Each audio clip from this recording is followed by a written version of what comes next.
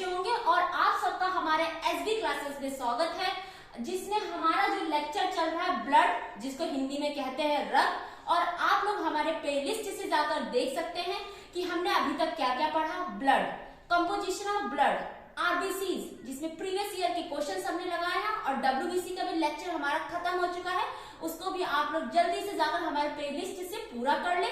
और आज हम लगाएंगे डब्ल्यूबीसी पे क्वेश्चंस प्रीवियस ईयर के, जो कि हर वनडे एग्जाम्स में आते हैं। चलिए आज लगाते हैं हमारा पहला क्वेश्चन।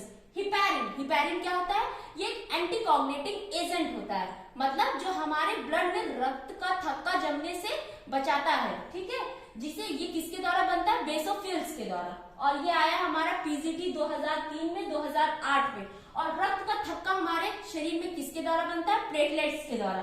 अगला है second question, the cell secreted histamine. Histamine क्या है?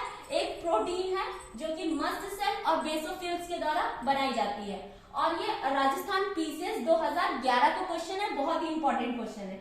चलिए आगे चलते हैं। बी लिम्फोसाइट्स किसके द्वारा बनाई जाती है? बोन मैरो के द्वारा, जो कि यूपीपीसीएस 1994 और हर वनडे एग्जाम का लिम्फोसाइट्स बहुत इंपॉर्टेंट क्वेश्चन होता है। लिम्फोसाइट बेटा क्या है? ये डब्ल्यूबीसी का पार्ट है, जिसमें कि ए ग्रेनुलोसाइट्स का पार्ट है। और लिम्फोसाइट्स हमारे शरीर में बाहर जितने रोगों से लड़ने की क्षमता देता है। आगे चलते हैं। डिफेंसिव प्रोटीन, डिफेंसिव प्रोटीन क्या? हमारे शरीर में अगर कोई रोग हो जाता है बेटा, तो उससे लड़ने से कौन सी प्रोटीन मदद होती है? उसे कहते हैं हेमोग्लोबिन। हेमोग्लोबिन किससे संबंधित है?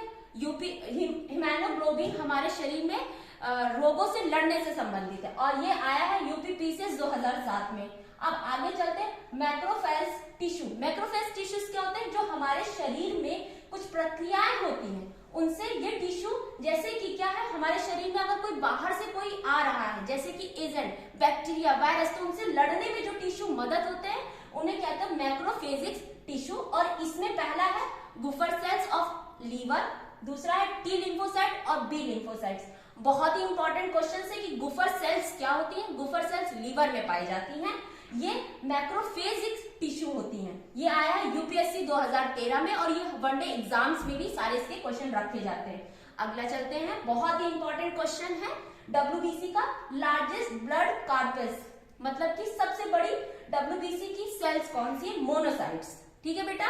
और ये हर वनडे एग्जाम का एसएससी जीडी से लेके यूपीएससी प्री, जीआईसी, एलटी, सबका बहुत ही इंपॉर्टेंट क्वेश्चन होता है कि सबसे बड़ी डब्ल्यूबीसी कौन सी है? मोनोसाइट्स। आगे चलते हैं।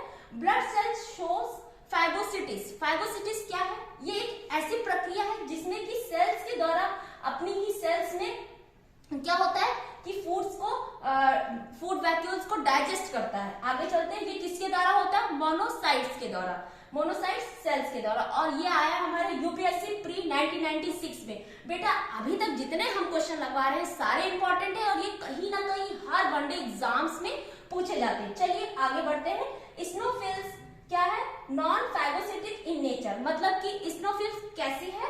जो नॉन फाइगोसिटिक। अभी हमने ऊपर पढ़ा फाइगोसिटिस क्या होती है? ये प्रक्रिया है जिसमें कि फूड का वैक्यूल्स का एक दूसरे में डिसॉल्व होता है। ये आया है यूपीएससी प्री 2002 में। और नॉन ग्लैनोसाइट्स डब्ल्यूबीसी कौन सी है? मोनोसाइट्स और लिम्फोसाइट्स, है ना। ये भी एक बेटा बहुत इंपॉर्टेंट क्वेश्चन है, जो कि यूपीएससी प्री 1994 और जीआईसी 2021 में आया है। आगे चलते। जब हमारे शरीर में एलर्जी हो जाती है तो कौन सी डब्ल्यूबीसी की संख्या बढ़ जाती है? स्नोफिल्स। कौन सी डिसीज में? अस्थमा और फीवर में इनकी संख्या बढ़ जाती है। Polypeptide chain, polypeptide chain in antibody, बेटा जो हमारा प्रोटीन होता है वो जिसमें कि अमीनो एसिड्स होते हैं, वो एक दूसरे से जुड़े होते हैं पॉलीपेप्टाइड चेन से। और अगर एंटीबॉडी है तो कितने चेन से जुड़ा हुआ है? 4 चेन से, जो कि हमारा पीजीटी 2009 का और वनडे एग्जाम का भी इंपॉर्टेंट क्वेश्चन है। इसके बाद है ह्यूमरल इम्यूनिटी, ये किससे संबंधित है? बी लिम्फोसाइट से संबंधित है। सेल मीडिएटेड इम्यूनिटी, ये किससे संबंधित है? हमारे शरीर में जितने बाहर से पार्टिकल्स आते हैं जो कि हमें डिसीज काज करते हैं, उनको रोकने से संबंधित है।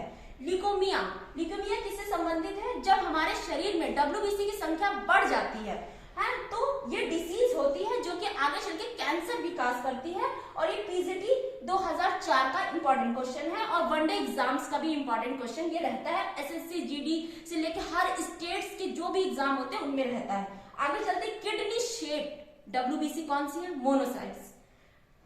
इसके बाद लिकोपीनिया। लिकोपीनिया किससे संबंधित है? जब डब्ल्यूबीसी की संख्या कम होने लगती है तो कौन से डिसीज होते हैं? लिकोपीनिया। और ये बहुत ही इंपॉर्टेंट है, ये हर वनडे एग्जाम से लेकर टीजीटी पीजीटी सब में रहता है। चलिए अब हम कुछ फैक्ट्स के बारे में बात कर लेते हैं जो कि हर एग्जाम्स में आते हैं, जिन्हें हम लोग छोड़ देते हैं। आइए बात करते हैं उन पर।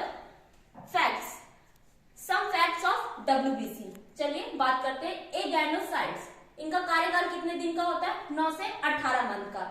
दूसरा है न्यूट्रोफिल्स, कितने दिन का होता है? 3 से 5 डेज का। फिर बेसोफिल्स कितने दिन का होता है?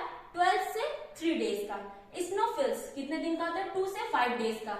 चलिए अब आगे चल लेते हैं। ब्लड टेस्ट, ये बहुत ही इंपॉर्टेंट क्वेश्चन होता है जिसे शायद हम लोग ध्यान नहीं देते, लेकिन कहीं ना कहीं जब आंकड़े आ जाते हैं डब्ल्यूबीसी से तब हमारा दिमाग एकदम से हो जाता है कि कैसे क्वेश्चन ये आ गया, और हम पढ़ के नहीं जाते। और इसी तरह हमें वो चीजें दिखानी है जो शायद कोई पढ़ता नहीं, लेकिन वो एक एग्जामिनर की नजर में इंपॉर्टेंट होता है, और वही हम यहाँ पर लेके आए कि कैसे ये रखा गया है ब्लड टेस्ट। आइए जानते हैं। न्यूट्रोफिल्स कितना होता है? 60 to 70% हमारे पूरे डब्ल्यूबीसी में सबसे ज्यादा होता है। फिर दूसरा चलते हैं। स्नोफिल्स 2 से 4% होता है।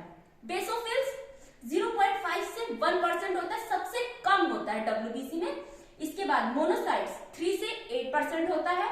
लिम्फोसाइट 20 से 25% होता है। और ये अगर बात करें हम न्यूट्रोफिल्स के बाद सबसे ज्यादा क्या है? लिम्फोसाइट्स, और सबसे कम क्या है? बेसोफिल्स। तो ये हमारा बेटा ब्लड टेस्ट है, बहुत ही इंपॉर्टेंट जो रहता है हर एग्जाम का। ये जितना हमारे लेक्चर्स था हमने इन सब में प्रीवियस ईयर के क्वेश्चंस के बारे में डिस्कस किया, जितने इंपॉर्टेंस में आते हैं सारे एग्जाम्स में रखे जाते हैं। अगर आपको हमारा लेक्चर पसंद आया है तो हमारे चैनल को लाइक शेयर और सब्सक्राइब करें to LB classes. Thank you.